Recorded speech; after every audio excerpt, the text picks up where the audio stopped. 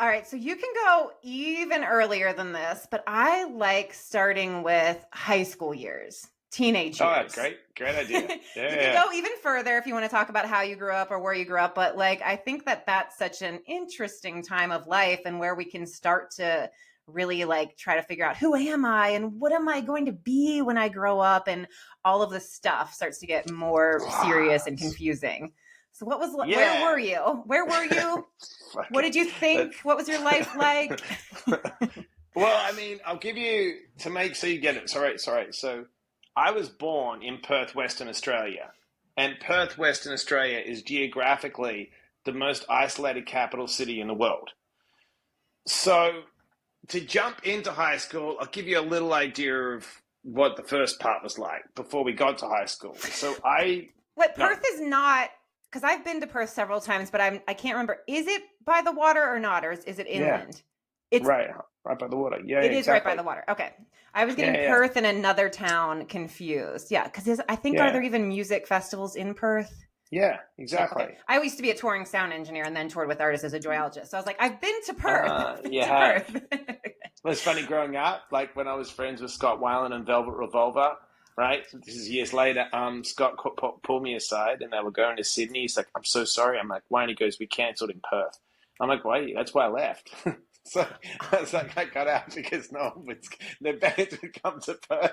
Yeah. They would go down the East Coast, Sydney, Melbourne. They're like, we ain't going across the country. Screw it. And so I'd be sitting there going, where are these bands I want to see? But so I grew up like I don't want to like rag on my parents, but it was a tough upbringing. I mean, I got drunk at 4 the first time. A relative got me drunk, and I was told it was my fault for years. My older brother suffered got really sick at 7. He had measles encephalitis, and I remember him waking up in the middle of the night and kind of, screaming and yelling. He was like 6, 7 or 8, and we shared rooms. So I was like, "What's wrong with him?" And then he went into a coma, and I watched him in a coma, and they never thought he would walk and talk again. So I went from this. I had undiagnosed ADHD and dyslexia, and then my sister was premature, 13 weeks. So back then, 40 years ago, yeah, he's like, and my dad was a hardworking European. It's not on him. He worked hard.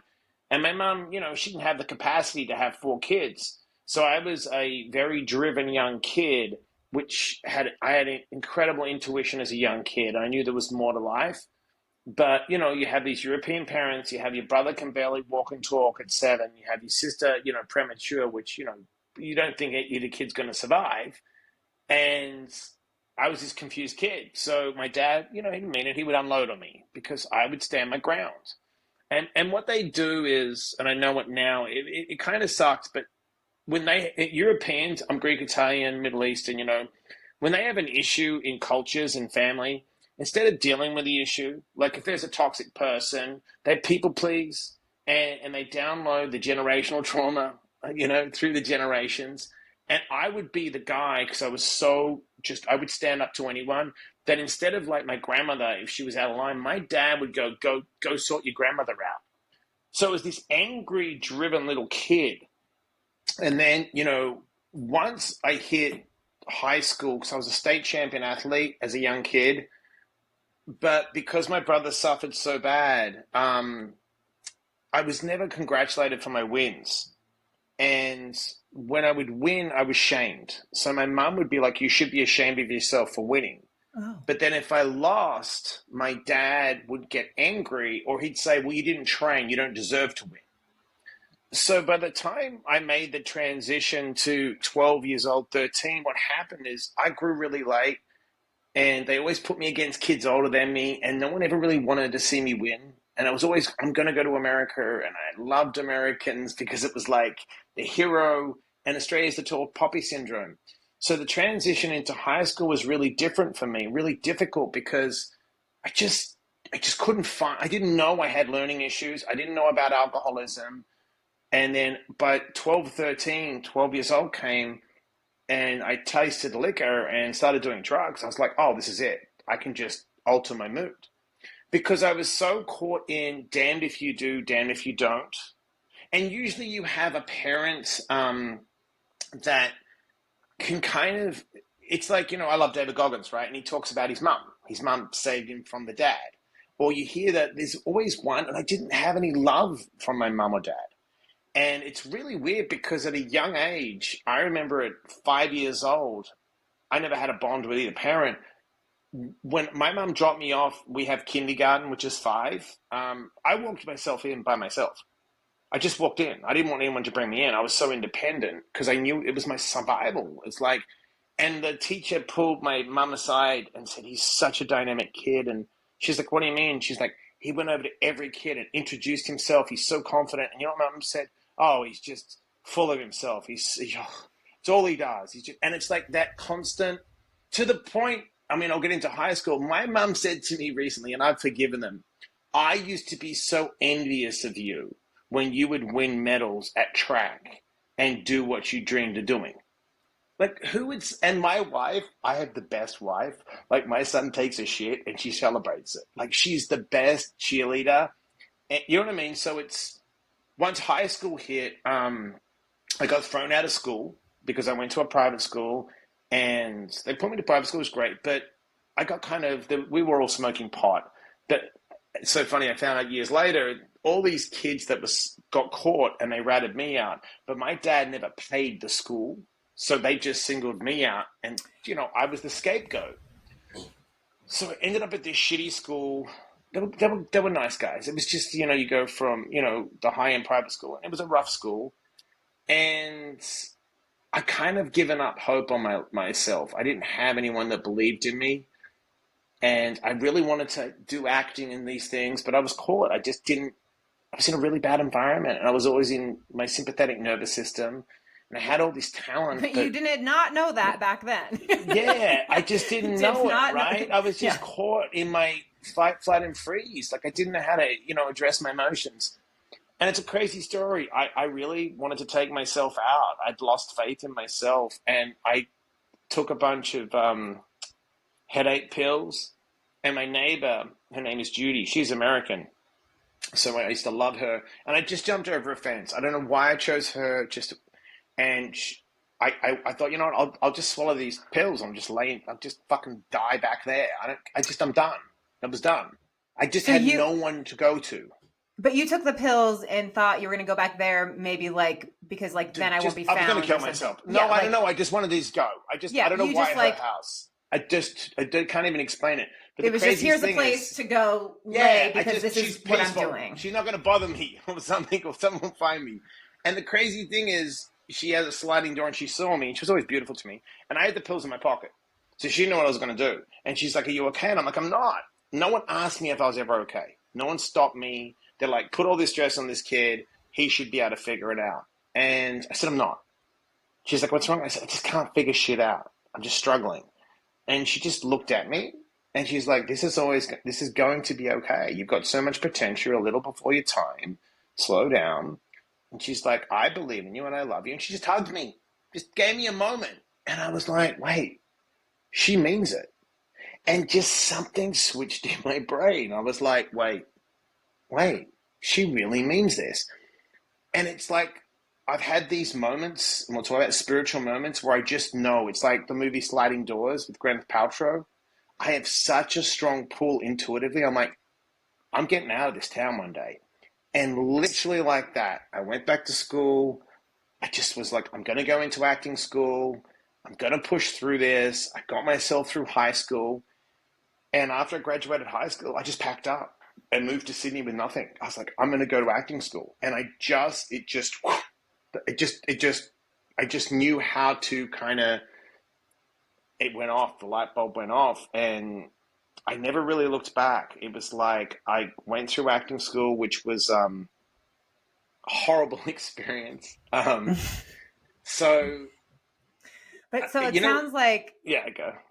That, so just that moment, that kindness, that attention, I mean, the hug, all of it, it's like, who knows really? And also with these small moments that we do have as humans, I think people are so easily to discredit themselves and like, oh, just me or this, who am I? That woman saved your life Yeah. And she didn't know, I mean, she might know that, but she had no idea when she spoke to you that that was what she was doing. So also just like the power of us as humans looking someone in the eye and giving them attention, giving them love, not, like just from seeing them, how powerful that can be. I had a totally different upbringing, but I almost took my own life when I was 15. And I really, and I was going to take a bunch of my dad's sleeping pills.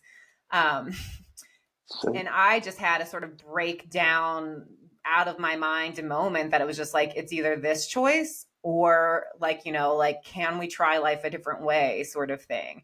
And what I realized is that I was making everything so hard by putting everything through the filter of what does everyone else think? Like what music, it wouldn't even be what's your favorite music, like what's your favorite band. It could even be like, what are you listening to? That I would freeze and like, what do I say? Because what will make me be cool, accepted, approved of? And I had this awareness, like as it was happening, like this is ridiculous. And also just like a prisoner to that.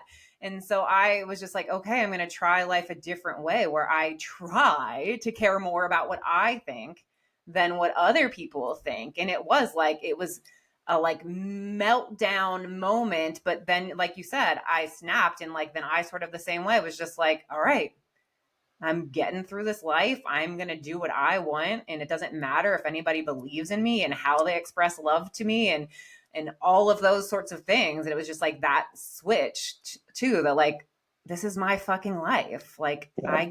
whatever, I'm going to get through this and then it's all mine. Like I was Yeah. 15 at the time. So like same thing. We're like, all right, I'm here. I'm not going to Yeah. leave yet, but that, so yeah, like during that time in high school, you said you just like got through it. Did you like stay isolated? Did you try to like, make friends? Did you continue being an athlete? Because you said you were an athlete, but then you were getting shame. That is, which, I and just what happened was it was really interesting. So the school I went to wasn't a sport driven school. So I was like, now looking back, all right, so I'm one of these freaks that kind of, I just know. And when it's like Marlon Brando said when I was reading Marlon Brando, he goes, "Is acting school good?" He goes, "Acting school's great, but you don't send a tiger to jungle school." I just got a lot of courage to step into the gap and just say, fuck it. I just really don't care. Like, I'm like, fuck it. And when I was younger, I didn't care and I was careless. Now, obviously, I'm not careless. So what happened was I was like, all right, I will put a band together, and I put a band together with these guys. And then I was like, these guys don't have a really good football program, so I'll be the captain of the football team. And I just would rally people, and I've always been that person to just take action. And then I put the football team together, and we ended up really winning a state championship. I oh was my the God. track guy because I was great at track, so I was running track, and I just became the guy that crazily, after I graduated, they put me on the honor board. And I went from the kid that got kicked out. So I've always had this, and I would catch the bus. I'll never forget this. This is why I'm kind to people. So no one believed, no one said I'd never make it as an actor. No one ever, you'd never do anything with your life. You failed at school. You're a loser. You're dumb. I would work in this grocery store packing vegetables and working wherever it was, packing the groceries. And this girl came in one day because I went from a private school to a public, right? And she's like, "What are you doing here?" And I'm just like, "I'm packing vegetables." And she's like, "Why? It's so embarrassing." I was like, "Well, who's going to send me to acting school?" She's like, "Whatever."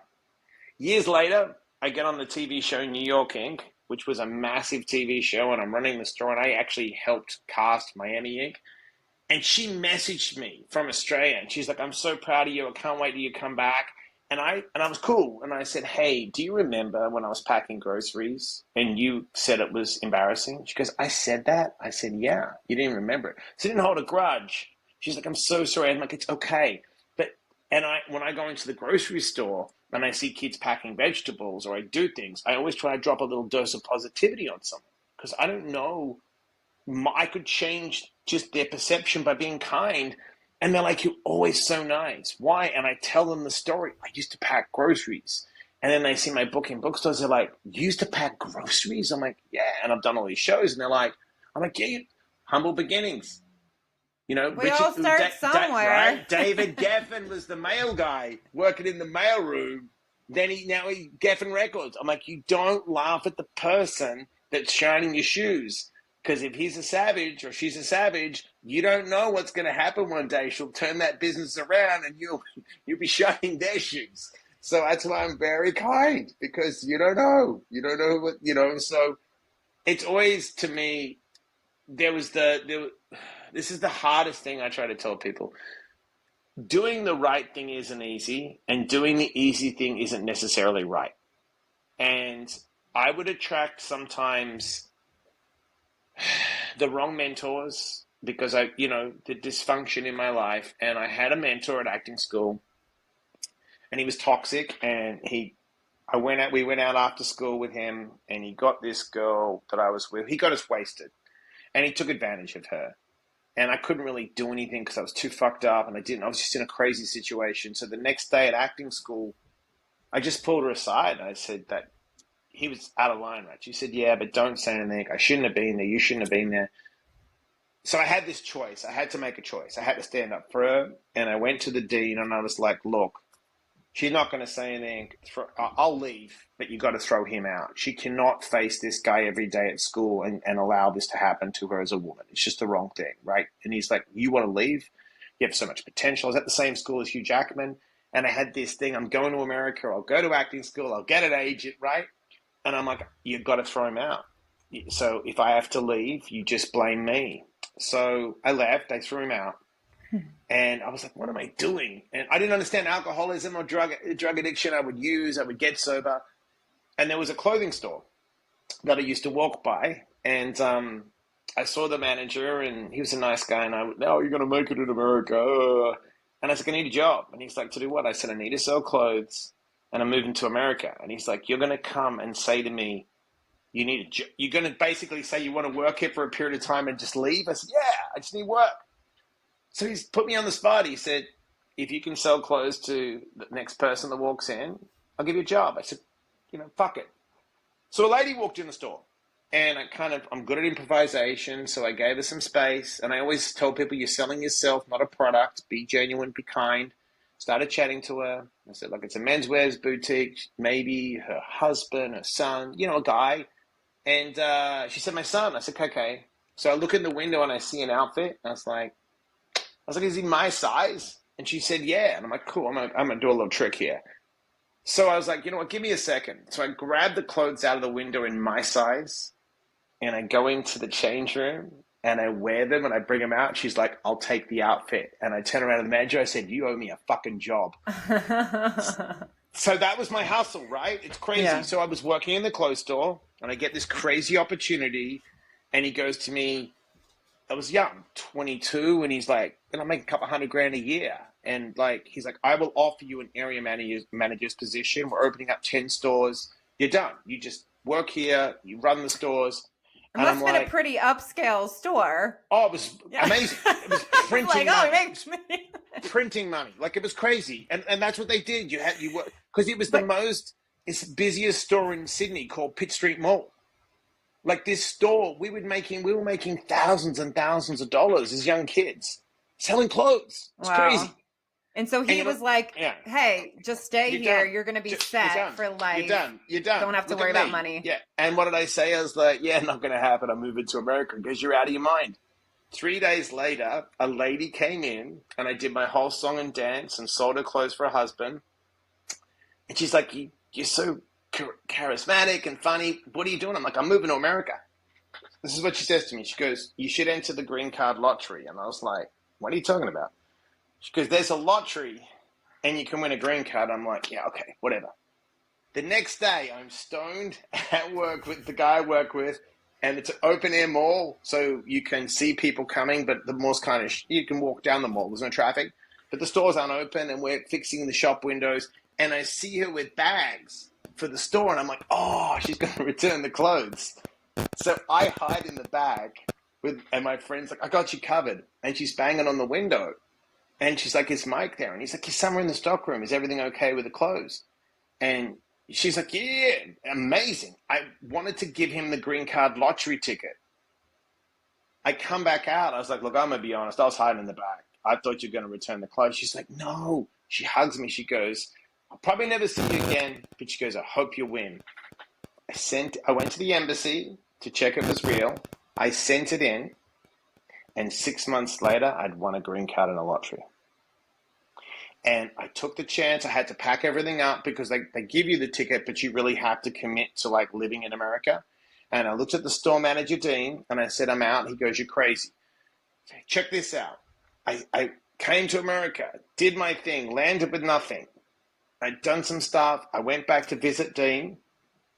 And I said to him, have you left this store? He said, no, I haven't left. I'm going to retire, blah, blah, blah. And I said, you don't look well. And he's like, I'm fine. 3 weeks later, he was dead of cancer. Oh my goodness. And he never left the store. He never went on the hero's journey.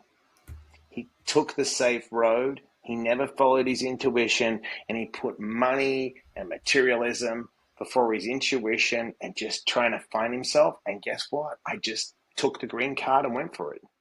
Right. Like he's like, I'm good. I'm safe and secure. I have all this money. But then, so with all that money, he's showing up every day at the same job. Stressed out of his brain.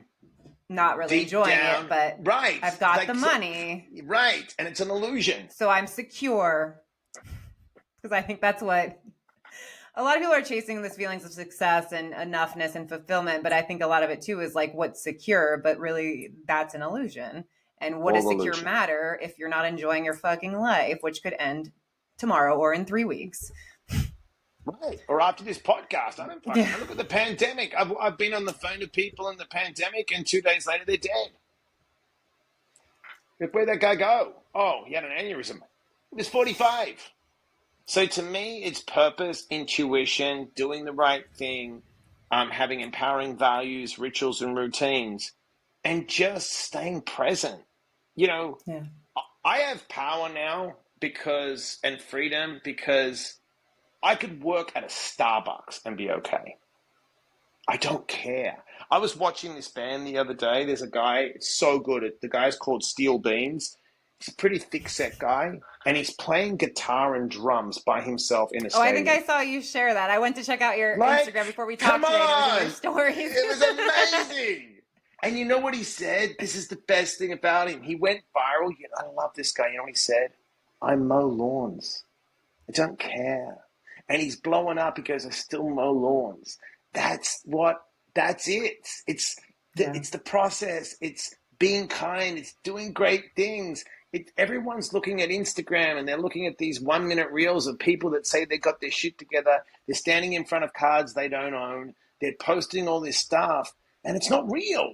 I struggle. I tell people said, oh, you talk too much about, being sober and all this stuff. And I'm like, wait a second. When I was smoking crack and doing cocaine and drunk, everyone else was talking shit about me. What, I can't tell people now that was my past? And I'm so open about when I failed. And I fail all the time. I live in the process of failure. And then some things go and some things don't. And I keep going. I should be ashamed of that because I'm not posting fancy clips that say the world's perfect. No, I struggle. We all struggle. It's work. Yeah. It's hard. Yeah, I'm so with you. And so I was given this title as a joyologist years ago because, so I made my dream come true. I became a live sound engineer touring with bands. And then my dad passed away suddenly. And that made me quit my life basically. And I loved my life. I lived a life of my wants and I loved what I was doing. When I wasn't on tour, I was traveling on my own. When my dad died, it really made me just want to walk up to people and shake them to what are you doing? Why? I get it. Life is hard. Life is unfair. There is going to be shit happening for the rest of time that we cannot control. Some of it we can, yes. But also you're alive today. And so anyway, I made up this new role where I ended up touring with artists and they called me a joyologist. And for years I was like, oh, I don't know if joyologist is the right term. It feels kind of not my vibe, but because I was all I'm rock and roll chick, but I also was into yoga and green smoothies and healing, but but no, but really seeing joy is what I have always been promoting. And for me, joy is presence. the reason I'm able to have so much joy is from being present. And even that means being present to what I'm feeling, to what I'm thinking, to the shitty stuff that's happening in the world, into life, not ignoring it. And it's not like, Lo, just be positive, but no, I have to be fully aware of all of it. And that's how I can access joy and wonder on a daily basis, no matter what my reality is, no matter how much money is in my bank account, no matter if I got yeses or nos to the things I want to do, all of that. So when you said that about being present, I was like, yeah, that's 1,000%. Because people are always asking me about joy. And I'm like, for me, joy is really like, because like the access to it is being fully present. Yeah. And it's, you know what I realized as well? It's like, I said to someone the other day, the real freedom, and Joe Frazier, I think it was Joe Frazier, he said, if you do the work in the dark, you'll shine in the bright lights. Mm. And I always say, if you do the work in the dark, you'll shine in the bright lights. If you don't do the work in the dark, you'll get exposed in the bright lights. Mm. See, you're not going to get the opportunity and you prepare unless you're prepared in the dark. See, because they say what luck is, preparation meets opportunity is luck. But if you're not prepared, you never get the opportunity, and you never arrive, because there's a 24-hour rule. And what I've learned is this: if I get a win, I can celebrate for 24 hours. If I suffer a setback, I celebrate for 24 hours. That's it. And if I can just reset the 24 hours and go, okay, learn from yesterday, where am I now? And when I learned the best lesson in 2017, I nearly died when my appendix burst. Okay, I went into septic shock, and I was sitting on the gurney. And that day was my birthday, and I found out my wife was pregnant. I knew that, but we found out we're having a baby boy. And I sat on the gurney, and my wife said, "What do you think's going to happen?" And I was like, "I'll be honest with you, I don't know." She's like, "You always know." I said, "No, I'm dying." I had septic shock for 3 days, and I didn't know because I had colitis. And I went and did pull-ups and some crazy things. It's colitis pain, and my appendix burst. And I was sitting there, and it was so real. I was like, this is so fucking amazing. She goes, why? And I said, because if I get through it, it's such a great, a near-death experience. It's like, I'm so driven. So when I got out of the surgery, he said, you've got to take your colon out. And I said, why? And he goes, you'll be dead in like 6 weeks. You're rotted. And I was like, because I wouldn't let him I said, only take the colon out if you can't get me through the surgery. It was a 3.5-4 hour surgery. The room like 8 or 9 inches off my intestines. And I was sitting there, right? And I was like, I'm going to figure this out. And he's like, what do you mean? I'm like, I can figure this out alone. He's like, you can't figure this out. I said, yeah, I can. And I went deep in myself, and I was like, I'm going to figure this out. I'm going to figure out how to heal myself. I'm going to really connect the mind with the gut, and I'm going to figure this out. And I went through such a deep, dark process of just slowing everything down.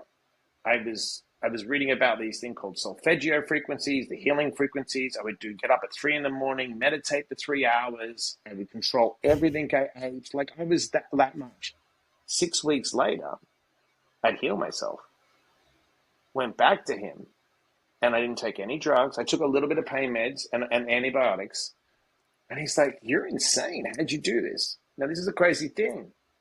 Orlando, my son, came 6 weeks premature, and I still was trying to heal. And I thought, you know what? I need to. A friend of mine said, if you can give your wife 3 or 4 hours in the morning to sleep, it'll save your marriage. So I said, fuck it. I'd pick the baby up at 3 or 4 in the morning. I would throw him in the stroller. I would feed him, and I would go running. Just running and training, right? And I was trying to get fit. And I thought to myself, I wonder what it'd be like to run a half marathon with my son. No one ever did that with me. He said, you'll never run again. Let me challenge myself. So I went out and ran a half marathon, and something switched off. I was like, imagine if I could run like a month of half marathons. And that's how I broke a Guinness World Record. I ran 30 half marathons in 30 days. But here's the thing. I'm a sprinter. It was against my genetic code. But if I didn't suffer in 2017 and get pushed to the end to see what was inside me, my true character and potential would never have been revealed because I would have been comfortable. So that's why I love pressure, right? General Stockdale is a famous guy. They call it Stockdale's paradox. And when he was in a prisoner of war camp for 7 years, 8 years, they beat him up. And they said to him, were you positive and optimistic? He goes, no, no, no, no, no. People that were too optimistic and positive in a prisoner of war camp when they're beating you, starving you, like Viktor Mm. Frankl and Mansa Meaning.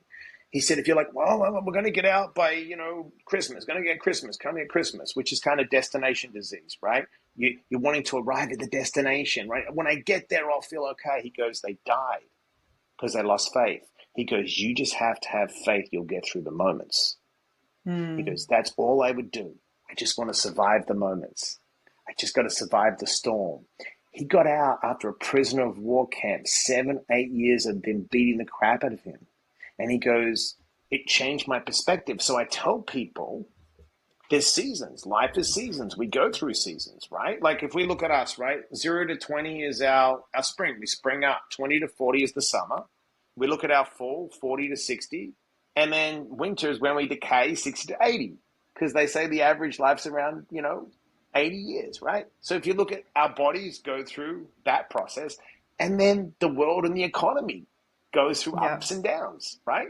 Everyone wants, a hand of aces. It doesn't work like that. Life doesn't work. So if I can just stay in my shit every day and work on my shit before I hit the world by meditating, breathing, reading, being positive, stretching the trauma out of my body, just being a good person, when I come into the world, right? I know me, and when the stimulus comes in, I have the ability to regulate my system by breathing, not taking it personal. So I do create the gap between the stimulus and the response. Like people talk about it all day, but they get fucking triggered. If I get triggered, Hmm. I'm like, I'm fucking triggered. Why? That person's tone. Oh wow, I'm ruminating. Slow down. Shut your mouth. Be kind. Give them a pass. Do you know what I mean? It's like, so it's all about Yeah. me shutting down, slowing down, not being a dick, right? Good information in, good information out, and just enjoying the moments. The present moment is magic if you just can just get out of everyone else's way in your own way, Yes. I want to right? jump back into your Go. story. So let's say you've got the green card. You've Yeah. come. Where did you come to in America first? I landed in Miami because I did some research and New York was expensive and cold. Yeah. So I was like, I had one friend in Miami. He didn't pick me up from the airport. So I just was like, oh, I'm fucked. So the first night I stayed on the beach with my suitcases. I just stayed up all night and went to a hostel. And then I found a little tiny little room to rent. And I had back then, you had your VHS tape with your acting reel and a fucking book, like a photo book, like an old school book. Yeah. And I went to every day, I'd go to an agency and knock on a door and get a rejection. And then it's crazy. I took a job in a jewelry store and they were selling Just, jewelry. I'm like, I'll sell anything, right? And just to yeah, pay I my need to make some bills. money. Yeah. Yeah. And this random guy, this eccentric dude comes in and he's like, what are you doing here? And like, everyone always asks me when I'm in a weird position, like, what are you doing here? Like, you should be in another job. And I'm like, selling jewelry.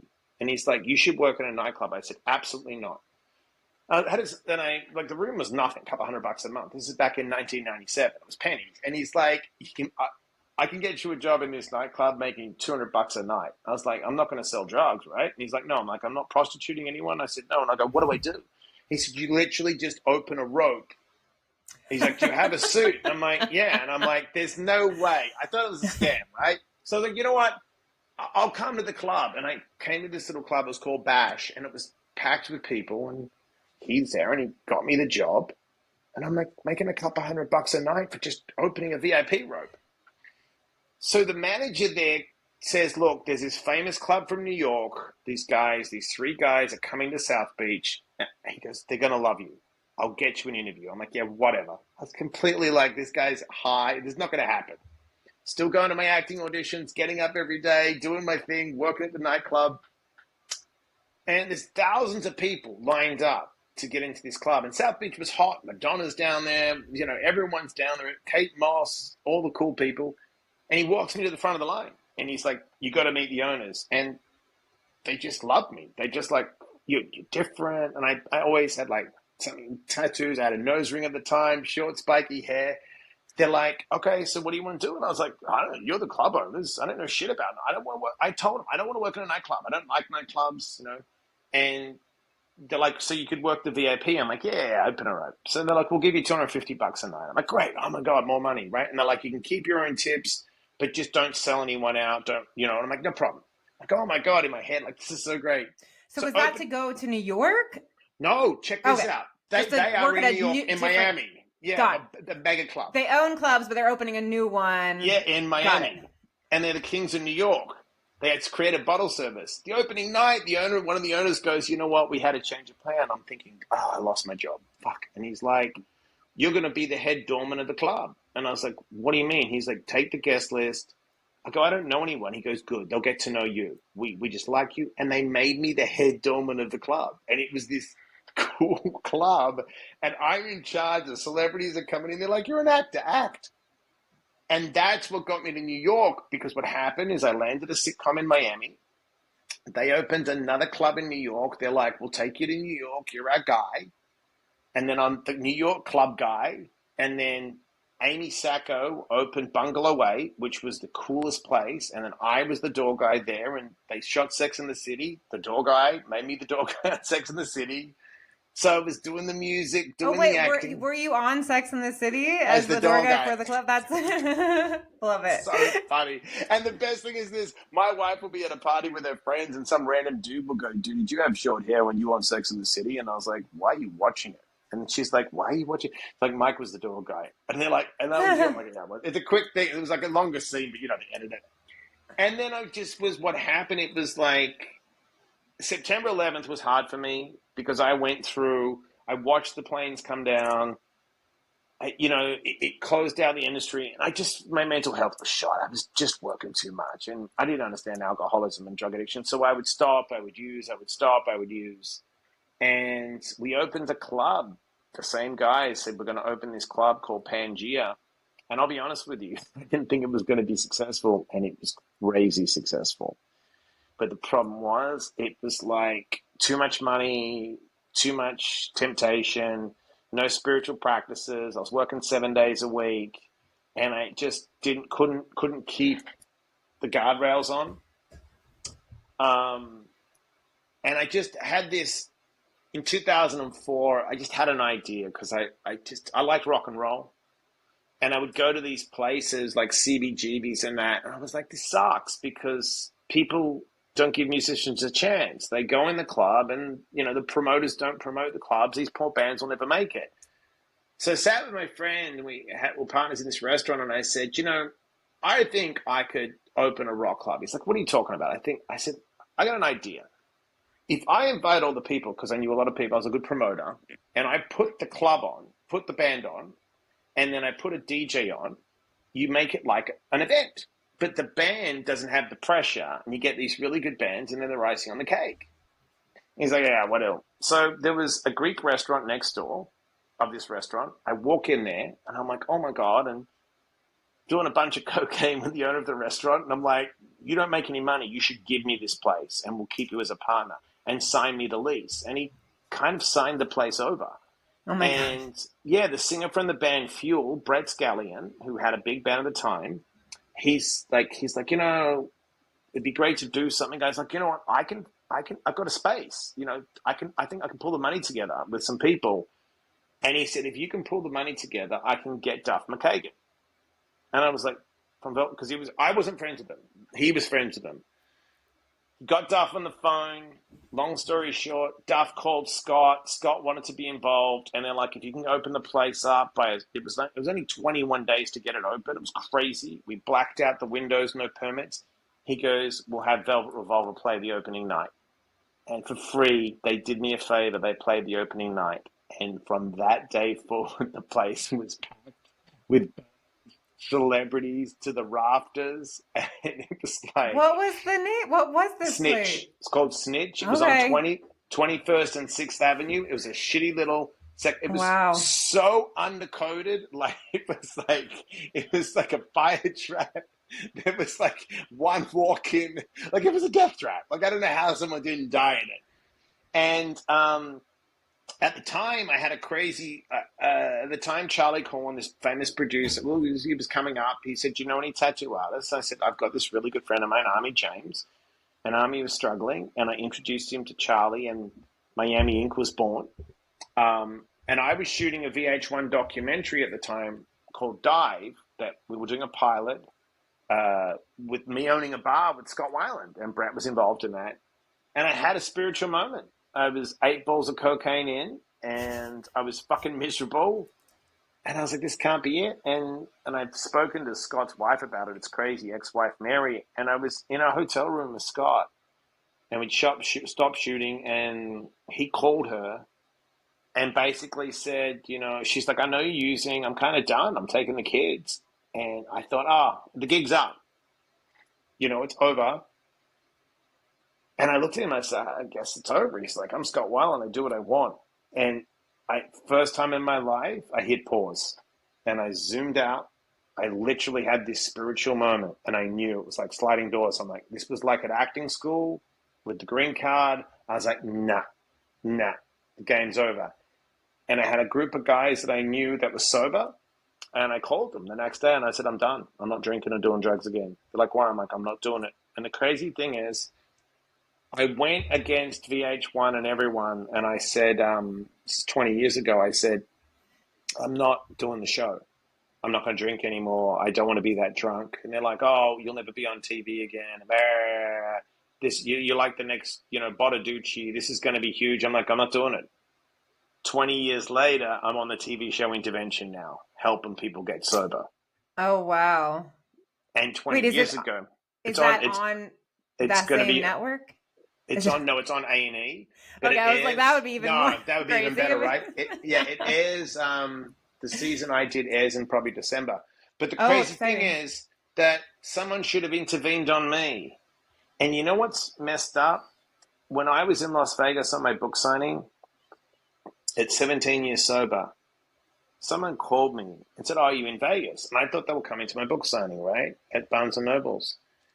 And I said, oh, yeah. And they're like, oh, yeah, we want to know if you can get us drugs. I swear to God, we're with a bunch of celebrities. And I'm like, I've been sober 17 years. What are you talking about? And they're like, well, some of us are sober, but, a lot of these people want drugs. And I thought to myself, it was such a beautiful moment to me to know that, like, wow, these people didn't care if I died. And now I help people that if I don't help them, they do die. So it was such a great reminder of doing the right thing and not looking at like all the flashy bullshit, and just being of service and being kind, and and doing the good work, leaning into that, not being a dick, not knowing that's, you can't do that. It's all smoke and mirrors. It's all bullshit. Do you think that moment when Scott Weiland did say, I'm Scott Weiland, I do what I want, like it sort of snapped you to like, what the fuck do I want? Like, do I want this? Because basically he's saying like, yeah, like, I don't care. My wife's leaving me this, and like, but I'm just going to keep doing this. Like, was it just the whole like intensive situation, or like, do you think that it was like checked you like, wait, do I want this? What the fuck am I doing? Or you don't even know. I was selling out. I knew I was selling out. I knew it was a lie. I knew that it was a lie. My life was a lie. I knew I was taking shortcuts. I knew I was taking the easy money because people were paying me to be cool. God, you're like, yeah, oh yeah. It sounds like you had a lot of amazing opportunities, and maybe they weren't actually things you wanted, but like, no, sure, I can make a shit ton of money doing this, and now I can do this, and like what else? And you got to do really cool shit because you had the money. Like, let me just turn this. Let me buy. Whatever. Let me just take your restaurant. Like, throw some money. Seriously, it's fucked up. Like, imagine it. You're a kid from Perth.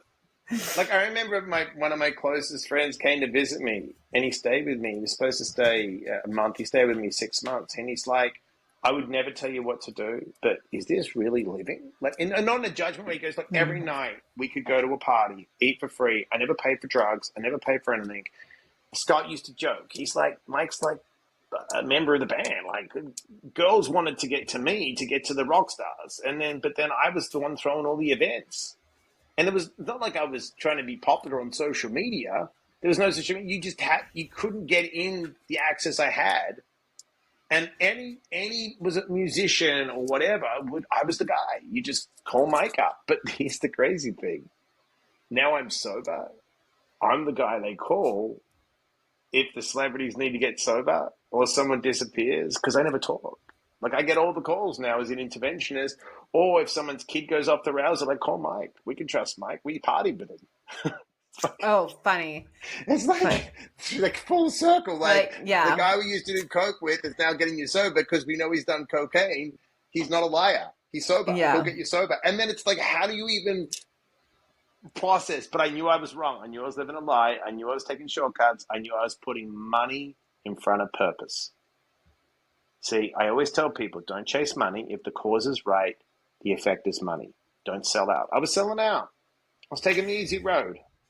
So then how did you go about restructuring your life with all the things that you were into? You said no to that show. Yeah. But the club, was it already? We sold out of the club. I just said, we'll get out. I had a bad business partner who kind of screwed everything up. So it was good. I got some money. And it was funny because I just went into meetings.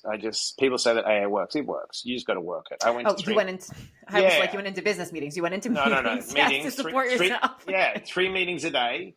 And then I Wow. had to, breakfast, lunch, and dinner, because I knew I couldn't fuck around, and I had to work my way out of the club business. So what I was like, all right, someone offered me to open another club, and I said, yeah. And I called a friend of mine, and everyone's like, don't do it, you'll relapse. And I called a friend of mine who's sober a long time. He's like, do you want to do coke and drink? I said, no. And he's like, just open the fucking club. If you're going to do it, you're going to do it. If you're a tennis coach or working in a Walgreens, just open the Right. club. So I was Like, temptation will always exist. Sure, you're going to be more in that environment, but if you're but have a going, good spiritual practice. And yeah. do you know what I mean? It's like, so I committed and just stayed sober, and then I made the transition of. It's so funny how my life is. It's always doing the right thing. I had a TV show that was like, I was helping people get sober, but I was doing at the Comedy Store. I moved from New York to LA, and I had a good agent, and I was doing comedy for fun, but it wasn't my purpose. It's just fun. I like telling jokes. And I called my sponsor, who's a well-known actor. I said, I can't do this. He's like, well, and I'm like, I can do it for fun, but I need to help people. He's like, what do you want to do? And I said, I think I should just go full-time into interventions and just being of service. He's like, okay. And he called someone he knew that I'm in a good clique, and they had an agency, and they're like, you'll go anywhere, anytime. I said, yeah, I don't care. And they would send me to find people, and I'd end Wow. up in crack houses, pulling people out, transporting them myself. And I kind of had a vision of a guy I wanted. There was a guy called Warren Boyd, who they did a TV show called The Cleaner on him. And I was like, oh, I could do that. I could go and find. I've worked in the club business. I had people pull guns on me. I've been stabbed. Like, I'm used to violence, and You've been around. I've been around. We used to get in hundreds of fights a year in the rock. We had the Hells Angels come in every night at the bars, and we were fighting. And so I'm not afraid to be in front of confrontation. And then it just became, I just started talking about it, and not talking about my clients, just talking about my experience, which led into someone said, you got to get it on paper. I was like, yeah, whatever. I'm not going to, really? And I'm like, yeah. And writing was hard for me, being dyslexic, like sitting down, and I can talk and I can be funny and I can do a podcast and I can act and do that. But for me to articulate it in a way that takes you on a journey when you're sitting alone in the silence, you're going to pick up different things than I'm going to pick up. And then it's a real beautiful craft to be able to take words and tell beautiful stories.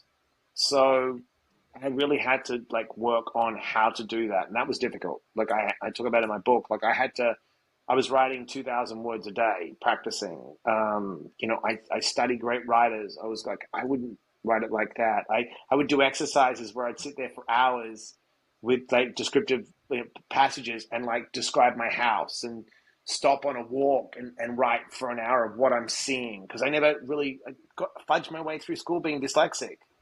No one stopped me and said, you're having trouble reading. And then how I taught myself to read well is I would get an audiobook, and I would read along with the audiobook, word by word. I would just handwrite everything, rewrite it hundreds of times. Do you know what I mean? I read a Yeah. book a week, and I would do everything. I do everything in a micro process. So if I, hear someone reads a book a week that's successful, I just do it like this. I read a page, time myself for 60 seconds. Then I say, okay, that's how many words I can read in 60 seconds. How many words could I read in an hour? And then I just research, like, say the average book is between 65 and 75,000 words. I figure, oh, I can read 12,000 words in an hour. That means I can read a book a week. And then all I do is discipline myself. Like, I'm like a psycho. I discipline myself naturally. And then I'm like reading a book a week. And I was like, oh, that's how I learned to run marathons. Yeah.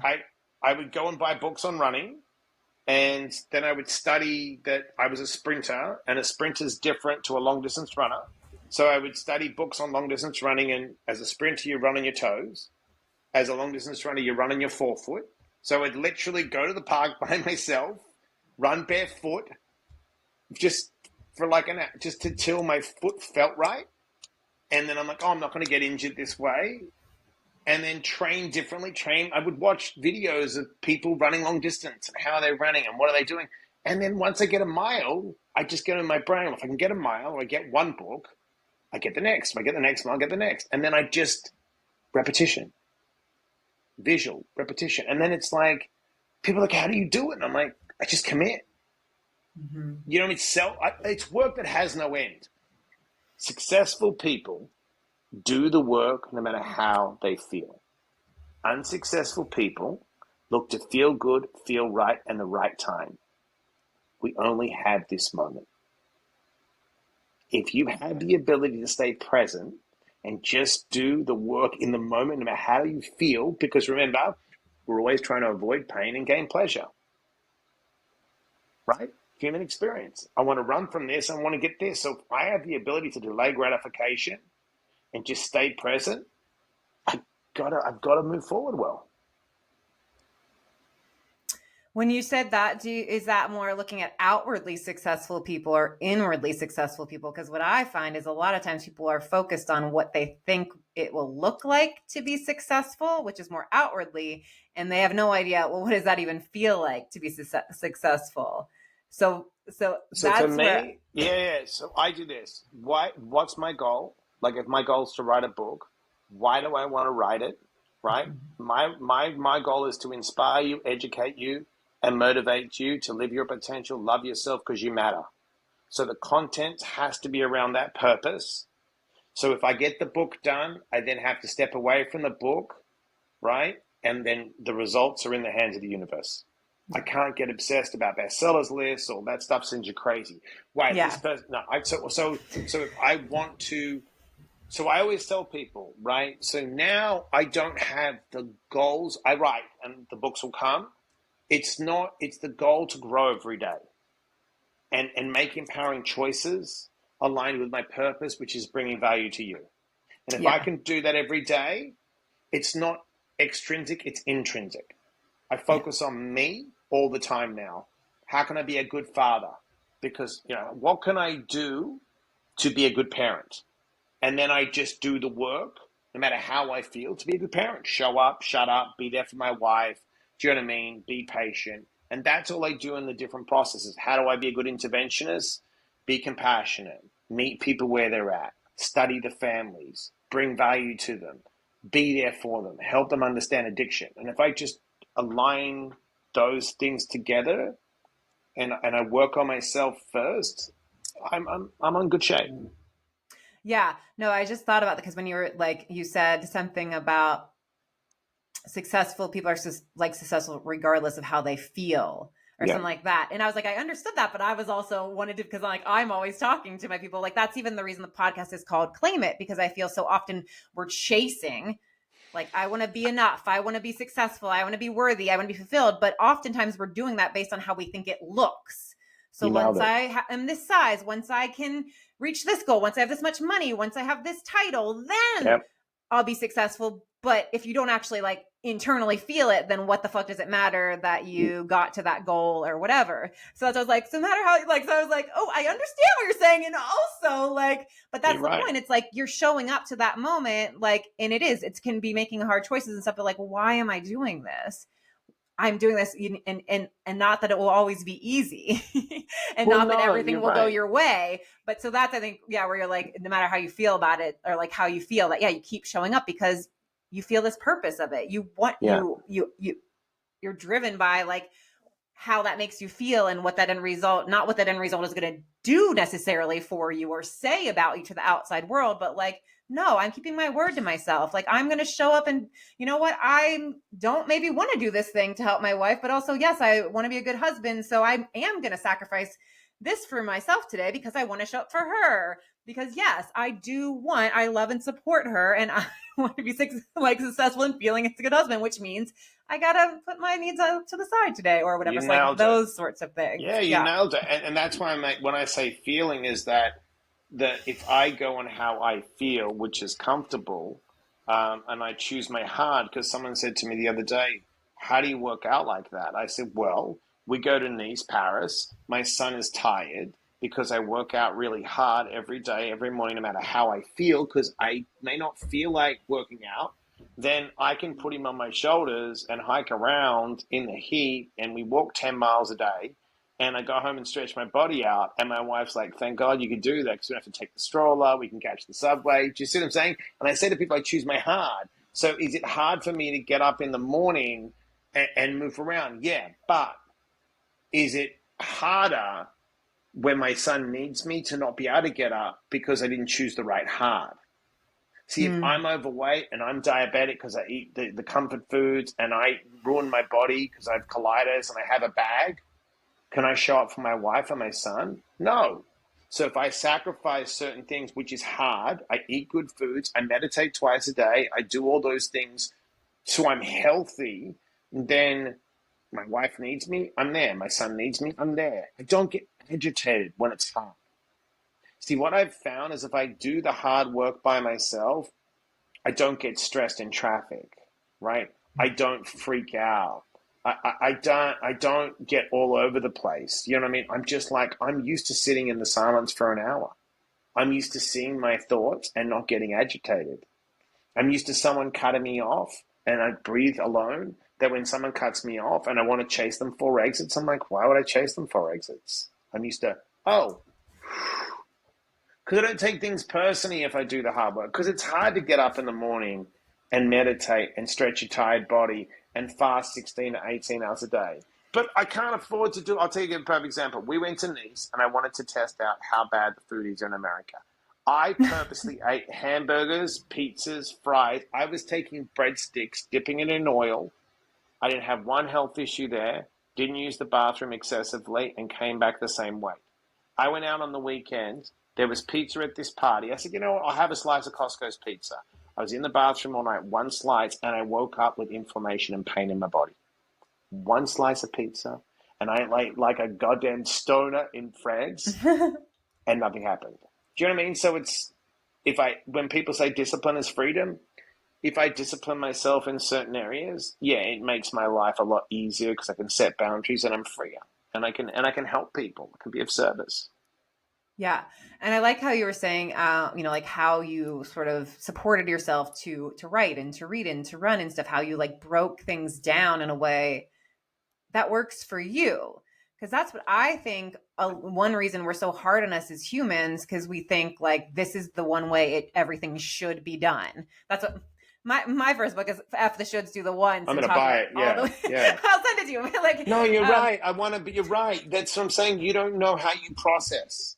that we're constantly like going through these files of what I should be doing. So I'm wrong. So let me now sit in shame because I can't read or write like everyone. We think everyone else does or something. And that you have found these ways to like, okay, I want to do this. Yeah. How So can you I know. support myself to Yes. be able to do this in a way that works for me instead of like, instead of, well, I'm not a runner, I'm not a reader, I'm not a writer, like whatever the things are. Like, if I'm interested in this, let me find a way in that works for me, and then breaking it down into like bits and pieces that you can. Okay, okay, okay. That's it. And you just said it beautifully. So what I do is I go to the top first and work backwards. So I'll give you an example. So Stephen King, one of the great novelists of all time, right? He writes great books. I go and read about Stephen King, and he said he was such a horrible writer at the start. Perfect. He didn't start off that good. He was horrible. Then I read more about Stephen King, and he said he was so bad and got so many rejection letters that he put a nail in his room. And when the rejection letters filled up, his roommate said to him, "What are you going to do when there's no more room for them?" He goes, "I'll buy a bigger nail." So that tells me that if the great Stephen King had to battle, then I'm supposed to battle. Then I hear stuff like when I went to acting school, no one told me this. Al Pacino, who's one of my favorites, was doing Richard III. He couldn't figure out the play. He said he didn't tell anyone that he couldn't figure it out, and he was always bringing people back to rehearse, and people thought it's because he was so dedicated. He goes, "I couldn't figure out the character." He said it was 85 performances in of the play. He was sitting at one of the dinner table scenes and went, "Oh my God, I finally understand the character now." Now, no one's going to tell you that the great Al Pacino took 85 performances to finally I know this character. Most people are going to say, "I don't feel right. I'm stupid. I'm not a good actor," and they're going to quit. Russell Crowe, great film Gladiator. He shows up to the set of Gladiator. He reads the script in his intuition. He says it's a shit script, doesn't say anything. Him and Ridley go out for a drink before they start shooting. Ridley says to him, "Ridley Scott, what do you think?" He said, "I'm not going to lie to you." He said, "Tell me the truth, Russell." He goes, "The script is crap." He goes, "You're right." He goes, "We've got 20 pages to shoot." Now, most actors are going to say, "I should have the perfect script," or "I'm going to lie," or "I'm going to blame the studio," or "I'm going to blame my agent." You know what he did? He said, "Let's shoot the first 20 pages and let's work on it together." He goes, "If I didn't have that kind of attitude, I never would have won the Oscar." See, no one teaches you that. You're supposed to work it out in the moment. And life is unpredictable. And the script's going to be wrong. And someone's going to die. And your appendix is going to burst. And you're going to pull a hamstring. And you're going to make tons of mistakes. And you're supposed to. Because when you go to the art gallery, or you know this as a sound engineer, when you hear a recording, you go to the art gallery and you see the end product. Or when you put the CD on the movie, you hear the end product or you see it. But you don't see the mess and the trail that gets you to the glory. Right? So everyone wants a trophy and the bright lights, but no one wants to train. It's Yes. work. So I have to admit, when I first got your book and I like skimmed through, and I must have gotten to a part where you said something about waking up at like 3 a.m. to meditate. And I was like, "Oh, fuck this guy. I'm not going to have him on my podcast. Is he going to tell everybody that they have to wake up at 3 a.m. to meditate for 2 hours? I'm not up for those." Like I said, I'm like, whatever works. All about whatever works for you. And I was like, "Oh, is this one of those guys that's like, the only way that you can have your dream life is if you do this and do this?" That's why I love you. No, I even put out a podcast. I almost canceled the podcast. I was like, "Oh." No, I'm not like that David Goggins. Like, I don't tell people to harden up. I'm like, I have That's to. what works for you. That's what you're doing. Yeah. That's so awesome that you're so honest. You're like, "Fuck this guy. He's out of his mind. He's going to try and school me and say all this shit to me." I'm like, "No, I You have should tell all my people that the only way to enjoy their No. life is to do this. No, I have to. No, and you know what I said? I did a clip today. I said, I don't tell people when to wake up. I need that much time for myself. If you can get up at 7 or 8, and my wife has her own life. She gets up late. I'm crazy. I have all these crazy ideas. I've got to help all these people. So I can't be of service and be healthy if I don't do that. You know what I'm saying? Yeah. But I'm like, hey, if you're each on their own, don't do me. I've got to do me. I'm not that guy. But you think I was, but I'm not. I'm the opposite. But that must have been like one of the first pages I turned to. And then I turned to more pages and I was like, "Oh, wow. Oh, well, like talking about, oh my gosh, the people signing your name on businesses." And then 3 businesses. You've had a lot of shit happen. Oh yeah. I keep working through it. But that's why I have to get up early or I'll go and stab someone in the neck with a butter knife. Because I'm honest. Someone said to me the other day, who would you describe yourself? I said, it's really simple. I've got the stamina of a hyena. I can run all day, right? I have the heart of a lion. I'm a good dude, right? But I have the temper of a honey badger. And I got to find the middle ground. That's why I'm very Buddhism, right? I meet people where they're at. I don't tell them what to do. I'm kind. But if I don't do the deep meditation stretching work, I have so much generational trauma and so much abuse that went through me and onto me that if I'm not alone working through my stuff, and I'm one of these people, man, I'll apologize. If I'm short-tempered and I'm wrong. I shouldn't have done that. I'm the first to apologize. I don't make it weird. I put my hand up. I'm like, because I spend that time alone and I journal. I don't hold the resentments. I'm like, no, I'm wrong. I shouldn't have said that. One of my favorite things to do, which just used to be so hard for me, is to admit, like, to say when I'm wrong. Like, when I learn new information and come back to somebody and go like, oh my gosh, I was telling you the other day about this. I was wrong. Yeah. Like, I get excited. Yeah. I was wrong about that. I had the wrong information. Like, even about something like small. Like, I was telling somebody about, the chlorinator in their pool. I think maybe your pool guy is this. And so they're like, whatever. And then I was like, came back. No, I learned information. I was wrong. Like, I get excited, but I used to, oh God, I can't admit that I was wrong. Yeah. What would that mean about me, or that I messed up? Even if something got so stupid and small that it was just this carrying around, like, can't. But it's good to be vulnerable. Like, even the other day with Jen, who I adore, like, I was a bit snappy, and I'd been dealing with this kid's family who were on fentanyl, and I called her straight back because we're so close. I was like, I was wrong. And she's like, I'm like, no. I shouldn't have talked to you like that. I can admit that. I'm sorry. And she's like, I forgive you. You're never like that. I said, yeah, I know. But I get snappy. That's why if I don't do the deep work, I get triggered. And it's continuous. It is continuous. I just love how honest you were. You were like, I don't want this fucking guy. He's going to scream at me like, harden up. You're soft. But no, I'm like, I was like, my podcast is all about people embracing, like, not feel so alone in this life and figure out what works for you and after shoulds. And I was like, I'm nice. Is this book going to be like, these are the rules you must live your life by? But no, so I went deeper in, but I have to tell you. But yeah, so a dose of positivity, tools, techniques, and strategies to live your life on your terms. Not mine, yours. Not on you must wake up at 3 a.m. and meditate, because I do. Yeah. No, what I like to do is, because I wasn't educated through like the high learning academia, I like to take things down and put them in a process where I'm like, wait, if that crazy guy from Australia could do it, maybe I could do it. And I'm like, I don't know what works for you, but I do things this way, and it could spark some curiosity, right? Because I always say it's 1% inspiration, 99% perspiration. But because I'm a regular dude that just does crazy shit and puts himself through some pretty interesting situations, it allows a normal person to go, oh, like I have people call me all the time and go, dude, just because of reading your book, I go out and walk. Like, I go, what do you mean? They're like, I go out for a walk because, like, well, if Mike and marathons after stomach surgery, I can go walk around the block. And it's just those little, and it teaches, like I was coaching a guy one day, and I am very kind because I don't believe in shaming people or yelling at people. So if someone comes to me with an issue, I just meet them where they're at. That's why I'm a good interventionist. And I go, how can I get you through the moment to create you, give you a better opportunity so you can really see your potential?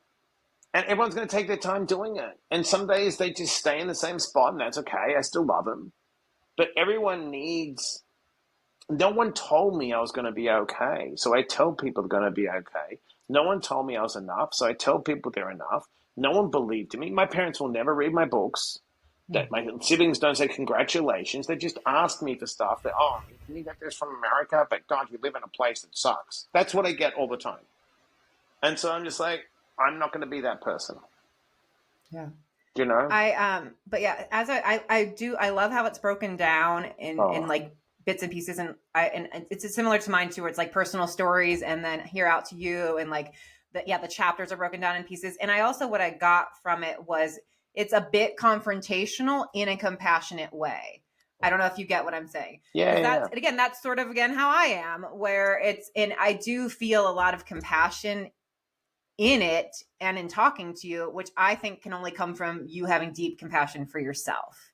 And that's how we can have compassion for others. So like you said, you're sharing your stuff, you're giving these nudges, this like, hey, and I did this, and if I could do this, you can. That it is, you're sort of like, it's your life on your terms, and like, hey, so what do you want? Give it a shot. What do you want from your life? Yeah. What about trying this out? So I don't know if that's how you meant to write it or that, No, but I like did. that's from me, like that's Yes. how I feeling. And it's like I said, confrontational in a compassionate way, like confrontational, not like, yeah, I don't know if that resonates, but like, yeah, you are like, hey, and that's how, like, again, mine is like, wake the fuck up. You could die Yeah. tomorrow. Enjoy your life. No, Like, no, but hey, you're like right. that's No, like you're right. sort of. I'm not of the narrative, and that's why I think it's funny because you're not the other. A few other, like, can I say female? You know, people get so weird about gender, but females say, "Oh, I Female thought you're gonna get." presenting, I don't know. Yeah, you know what I'm saying. They, you know, you shouldn't say that, but that they're like, "Oh, I thought you were gonna come on and like be like this David Goggins kind of guy because you do extreme stuff." I'm like, no, I don't tell people to harden up. I say be kind and be soft to yourself and soft to others. I drive myself that way, but that's me. I don't. That's everyone's different. I can't meet you where you're at if I'm screaming at you. But I've got to show you. Look, it's like this. There's a difference between being a people pleaser and being empathetic. If you're making a disempowering choice, and I meet you where you're at, and I'm like, look, you're sick and suffering right now, or you're struggling. I'm not going to tell you what to do, but I'm going to give you an opportunity to improve your life. Okay? And I give you the opportunity, and you don't take it, and you act like a victim. I'm not going to people please and carry you up the mountain, right? But I'll feed you along the way what you need, and I'll lift your spirits up to help you get going. And even if it's just a nudge at a time, I'll keep you nudging forward. But it's not my job to carry anyone. And I tell people, it's like you're born alone, you die alone. You know what I'm saying? You've got to get to the point where you can carry yourself, and you've got to get around people like I talk about in the book, engines and anchors. I'm an engine. I'm going to drive you. I'm going to give you positive energy. I'm going to help you. I'm not going to bring you down, but I can't carry you. It's not my responsibility to carry people up the mountain. They got to walk their own journey, you know? 1000%. And no matter how far into your journey, no matter what's going on in your life, no matter how old you are, how young you are, or anything, you can make different choices today. Yep. Call a half time and make the second half better than the first. Seriously. Just blow the whistle. I'm fucking done. I'm going to use that experience to make better choices tomorrow. Absolutely. Yeah, you really can. And people do it. And even when you were talking about, the examples of, we don't hear about this author and this actor who struggled and stuff like that. We make up that which is why I have these conversations, to get into journeys of people's lives, to see it's not just like everyone else had it all figured out and it was so easy for them and they just decided what they're doing. So almost everybody I have on has been like, had multiple jobs and this and that, and they didn't know and things didn't go their way. And now look what the fuck they're doing. Yeah. You figure it out. I don't have it figured out. And you keep figuring it out because there's no final. What's going to happen tomorrow? Life? Yeah. I don't know. It's like I said to someone the other day, everyone's like, and there's nothing wrong with neuroscience, but there's all these, we found out, we studied these people in neuroscience, and I love Huberman and all these people. I'm like, yeah, figure this out. They're like, what? I'm like, tell me what's going to happen when you die and when I die. They're like, well, I'm like, no. It's a personal journey. You have to surrender to the fact that the body has an expiration date. No science is going to figure it out. It's me and the creator and whatever this consciousness is. I said, so you can take all the science all you want, but it's just, I've got to figure out me, what's inside of me, and what you got to figure out what's inside of you. So if we slow down and start to figure that out, we can make progress. Yeah, well, I'm so glad I didn't cancel on you. And then I did open different pages in the book because I did. Yes, awesome. I'm going to ask you just a couple questions. I ask everybody real quick. What is a go-to raise your joy levels when maybe you're not feeling so great, you're bummed? Like, what's something you can do to be like, all right, let me get a boost of joy? Great question. All right, you got to go to people. Try to find like a small group of people that you can trust that can help, give you that oxytocin. Or watch something inspiring. For me, I'll go and watch, someone that does something miraculous. I'll go and read something like Viktor Frankl. To me, I call them indirect mentors. They affect you indirectly if you don't have a direct mentor to call. So those two things. The third thing is go for a walk. It's been proven, get out, walk in nature. There was even a study, if you actually put nature on your screen and look at it, it'll make you feel good. Now, the other thing I would do is, it's a real good trick. Coconut oil, jasmine oil, those fragrances actually spike the endorphins and dopamine. If you ever notice, you smell them and you smell coconut oil, it takes you away to a tropical vacation. It actually makes you Interesting. feel good. So I tell people, like, if you want to be really smart and you have a meeting with someone, put a little jasmine or coconut oil in your arms, and when they shake hands with you and meet you, they, God, I really like this person, and they don't really know whether they like you, but they're getting. It's a little trick, but it makes your fragrance. It's like you walk into an aromatherapy clinic. It doesn't smell like the Yeah. hot dog stand in New York. So I would use those tricks, you know what I'm saying, and always go outside yourself for information if you're going crazy inside. Yes, love those. Okay, this one you somewhat alluded to earlier. What is easiest for you is not always what is best for you. So, Yes. can you think of a way to apply that to your own life, like where you might be naturally wired, like, oh, this is what's easiest for me, but oh, For me, this is it's what's always best for me. money. It's always money, sex, because greed, temptation, sex. If I'm in having an argument with my wife, it's so easy to think that there's someone else better or there's a better situation, and that's all bullshit. That's because I just don't want to deal with the reality of maybe someone's checking me, right? And I'm triggered. Um, and you can't do never, ever, ever, ever, ever compare your life to anyone else's or your time. Live in your own time zone. You don't know when your time ends. You started at a time, I started at a time. So we have a time zone, right? And stay in your time zone. And then if you do the work that feels right, the universe will place you in your time zone, right? Because when we leave with nothing, so just stay in your time zone. Love that. Love that. And the last question is the name of the podcast is Claim It. And I explained a little bit why earlier. Like, yeah, we're so often chasing things based on how we think. But what if we looked at what does that feel like? What does it feel like to be successful, to be enough, to be fulfilled? Then you might actually be able to claim it in this moment, regardless of what you have and where you are in the journey. So, what are you claiming for yourself right now? Being authentic. And being Mm. authentic to me is always slowing down and asking myself intuitively, is this right?